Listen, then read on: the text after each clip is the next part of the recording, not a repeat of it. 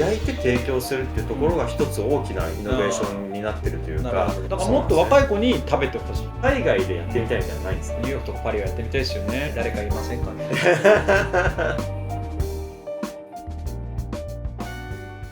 では続いては焼肉の未来について伺いたいと思います。非常に難しいトピックかと思うんですけども、私自身、今の焼肉業界を見ていて、木村さんいろいろ食べ歩いて思うのは、やっぱりそのよろにくさんが、そういう意味では、イノベートした一から作り上げたものもあるし、いろんなところの伝統を組んで、それをある意味こう集大成として作り上げたよろにく的な焼肉のスタイルがもうかなり一般的になってしまっている。そうですね。で多分この5年ぐらいで食べ歩きを始めた方からしたら、それがもう当たり前というか、そういうものが昔からあったような感じで多分皆さん接してるかと思うんですけども、実はそれって比較的新しいイノベーションなんだよっていうところがあるかと思うんですね。で僕はすごいびっくりしたのが、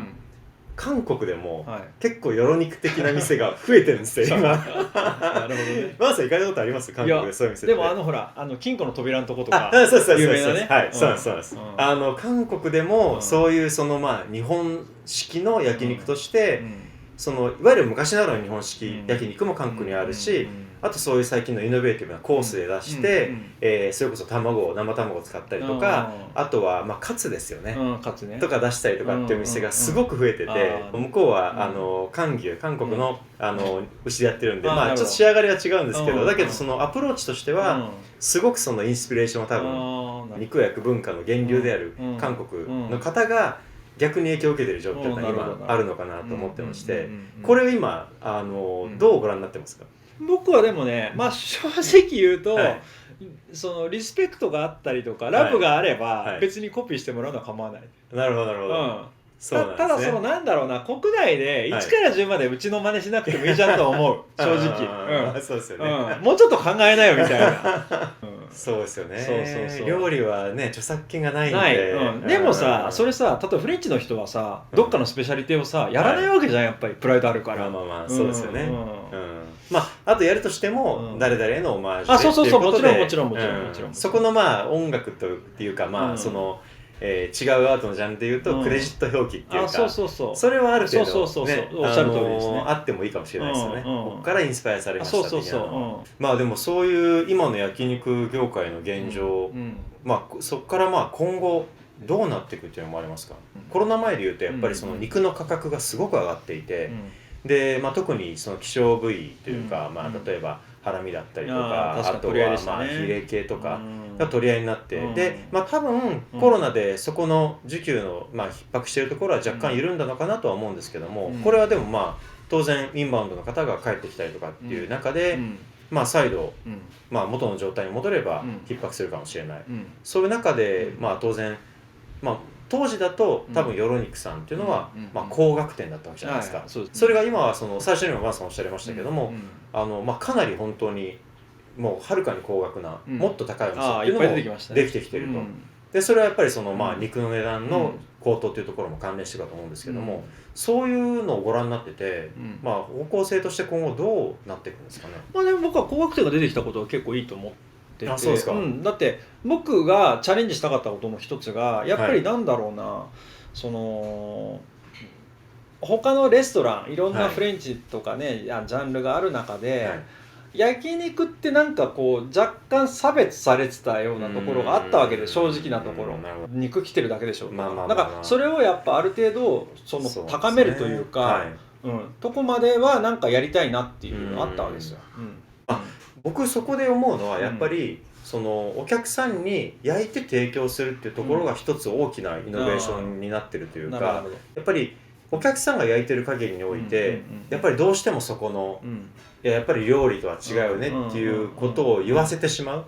ところがあるかと思うんですけど、焼いて出してるからにおいてはもう完全に料理なわけで、なんでそこが一つその焼肉というジャンルが認められる評価、ちゃんと正当な評価を得る上ですごく重要なステップだったのかなって個人的には思ってるんです。だから今はその海外の有名なフーディーとか、あともう海外シェフもそうだけど日本のね星付きのシェフもいっぱい来てくれて、ある程度の評価はしていただいてるので、そこはなんとかそのステージを若干上げることはできたのかなと思うんですけど、やっぱり今後はねその高額の人ってもちろん単価高いお店はいやられるんであれば、やっぱりなんだろう、本当ね、今まであったようなパクリとか、例えばなんか高級素材合わせましただけじゃなくて、ちゃんとした料理としてもう一段階消化してもらいたいっていうのはあるかなっていう気がしますね。まあ、そういう意味ではバンさんもそのジャンルを問わずめちゃめちゃ食べ歩いてらっしゃるじゃないですか、まあ、ご一緒することも多いですけど、はいはい、それこそそういう、まあ、もちろん超高級店から、もう本当に B 級というか、なんなら美味しいかどうかは微妙だけど面白いお店で個性が強烈に強いお店とか大好物でいらっしゃるじゃないですか。大好きそのあたりはやっぱり自分が今後焼肉をやっていく上でやっぱりいろんなインスピレーションになってるんですかね。まあ趣味ではありますけどね、はい、まあだからその中でなんかね、面白くてこれはちょっとアレンジできそうだと思ったらもちろんそれは取り入れる可能性はあると思いますけどね。そうなんです。まあ、そういうまあ業界でいろんな方がいろんな方向性でいろいろ挑戦されてる中で、ご自身がやりたい方向性ってのは今後あったりするんですか？若い人にやっぱり美味しいお肉で、その日本の和牛ってすごいんだよ、誇れることなんだよっていうのをこう教えていきたいのは正直あるかなっていう。なるほど、だからもっと若い子に食べてほしい。まあそういう意味では価格帯もあまりまあ今ヨロ肉ブランドに関してはまあ高すぎない感じですかね。まあヨロ肉さんはまあ極力そのメス牛をやっぱり使われてるということかと思いますけれども、まさにおっしゃったようにそのまあサシが入ってる肉というよりは肉のまあ元々の味というか、そうですね、の味が味わえるという方向性、これはやっぱり大事にされてるところですね。だから例えばそのランクだけ言ったら、じゃあね A の5番やつが5番の BMS12 っていうのが一番一般的には高いで、それはだから高い肉使ってますよって言えるんですけど、そこじゃなくてちゃんと美味しいお肉、あんましもたれないお肉そうですよねっていうのは出していきたいなっていうのはありますよね。ブランドにはこだわらずね、産地とかね。そういう意味では日本はなんとなくそこが変わってきたというか、そういう認識が広まってきた感は若干感じてるんですけどね。ただ海外はやっぱブランドですよね、未だに。もう海外はもう日本以上にまあブランド志向というか、まあでもなんとなくその何ですかね、何でも需要期というか、最初に受け入れる時期ってしょうがないかなと思ってるのもあるんですよ。だからワインとかもそうじゃないですか。日本の昔のワイン事情はひどかったじゃないですか。もうなんかそれこそあんまり美味しくないワインでもなんかボジョレ名前があればね、大騒ぎしたりとか、名前でみんな選ぶみたいな。だから結局その名前じゃなくて、やっぱり個々の質だよねっていうところに行き着くまでには、ある程度のそのプロセスを経なきゃいけないっていうか、どうしてもそこ時間かかるので、やっぱり海外行くとそのまあ英語だとか、あとそのまあ A5 知ってるんだ。 A5 知ってますね。だいたいメニューに書いてあります。でこだわってる店だと BMS の話するんですけど、でもやっぱりちょっと付け焼き場なんでA12 とかやったりしてるんですよ。だから英語の1234と BMS が一緒になってるんです。よくあるパターン。そうなるほど。それを結構海外の星ついてるレストランが言ってたりとかして、いやそれ違うよと思うんですけどね。なるほどね。でもなんかその面白いのはやっぱり海外とかだとそのまあ普通にステーキとかでいわゆる地元のその現地の牛肉みたいに食べるんじゃなくてフォアグラ感覚で食べてる人もいて、であればまあまあそういうサシが入ったのをまあ少量フォアグラ的に食べるっていうんだったらまあありなのかなと思ったりするんですけど、まあでもちょっと独自のその日本とは違う牛肉の価値観、まあ和牛の価値観っていうのができてきてるのかなっていうふうには思いますよね。まあ今日いろいろとお話を伺いましたけども、やはり今このまあコロナ禍でかなりいろんな飲食店さん、まあ影響が多かれ少なかれ出てるかと思うんですけども、ヨロニクさんはいかがですか？うちはやっぱりですね、まあ外国人がねかなり占めてたんですけど、それがいっぺんに消えちゃったところはうまく日本人の方がやっぱり全部予約、逆に今まで予約が取れなかった日本人の方が逆にその分いらっしゃってる感じだったんですけど、やはりちょっと緊急事態宣言まで出てしまうと、一般企業の方がほぼ接待使えなくなっちゃう、あと領収書切れなくなってしまうので、そこが全部抜けちゃうと席は埋まるんですけど、ほぼ2名客ばっかりになってしまうんですよ。なるほど。いやまあそういう意味ではでもね、なかなか影響はなんとなくね、感じてらっしゃるところもあるということなんですかね。まあ本当に海外のねインバウンドの方が戻ってくれば、まあまあ本当にまた今まで通りの活気を呈するというかですね、おそらく賑わう感じは元に戻るとは思いますそうですよね、はい、やっぱり本当にヨロニクさんってやっぱり海外の発信力も含めて、特にインスタグラムとか SNS の影響もあって、かなり大きいじゃないですか。そうですね。それ以上やっぱ企業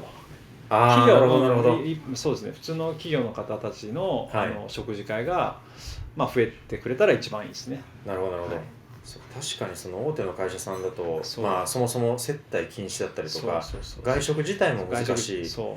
っか、じゃあ焼肉屋さんがねこのコロナ禍で元気って言っても、あれは多分だから郊外のロードサイドとかで家族で行くっていう、そういう感じなんですかね。都心のビジネス街は相当きついと思いますね、今。街によってはね本当に少ないですよね。緊急事態宣言だと、大規模商業施設さんもね営業できないってことで、六本木ヒルズとかも静かになったみたいなのありますけど、そういうところの影響があるんですね。今予約がそういう意味では取りづらいとはいえ、全く取れない状況では、そうですね、前よりははるかに取りやすくなってます。そうですよね。なんか海外でやってみたいみたいなのないんですか？やっぱニューヨークとかパリはやってみたいですよね。そうですよね。誰かいませんかね。というか本当コロナ落ち着いたら、まずポップアップでちょっと僕もちょっとお手伝いしますんでぜひよろしくお願いします。やっぱなんだろう、どうなるのかなっていう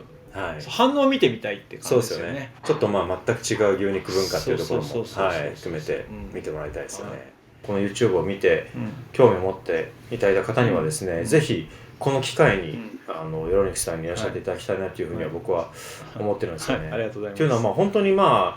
そういう接待含め企業の利用が再開して、で特にインバウンドが帰ってきたらもう本当になかなか来れない以前のように旅行は取れない状況にはなってしまうと思うので、今はそういう意味では不幸中の幸いというかですね、チャンスなのかなというふうには、今で新規の方がいっぱいいらっしゃってくれるので、それは嬉しいですね。まさにそういう今チャンスってことですね。そういう意味では。そうなんですね。いやどうもありがとうございました。こちらこそありがとうございました。